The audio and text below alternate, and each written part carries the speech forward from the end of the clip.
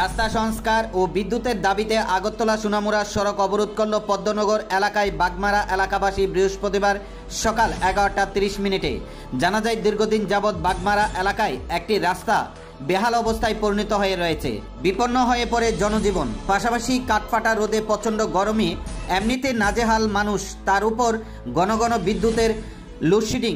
প্রতিনিয়ত এলাকায় বিদ্যুতের লোডশেডিংয়ের দরুন বিভিন্নভাবে ভোগান্তির শিকার এলাকাবাসী। বাধ্য হয়ে পদ্মনগর এলাকায় আগরতলা সোনামুড়া সড়ক অবরোধ করে এলাকাবাসী। তাদের দাবি প্রশাসনের কর্তৃপক্ষরা অবরোধস্থলে আসতে হবে এবং সরজমিনে সেই বেহাল রাস্তা পরিদর্শন করতে হবে।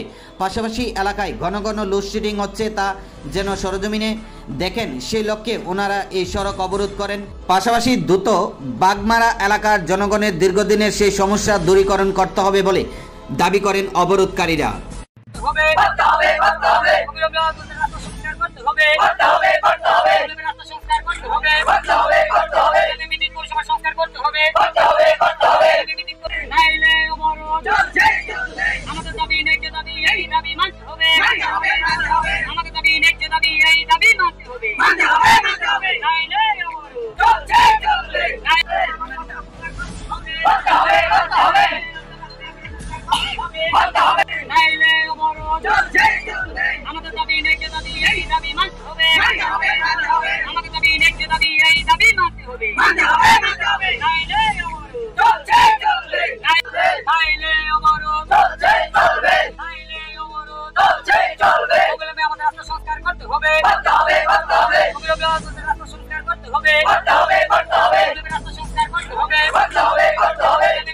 সংস্কার করতে হবে।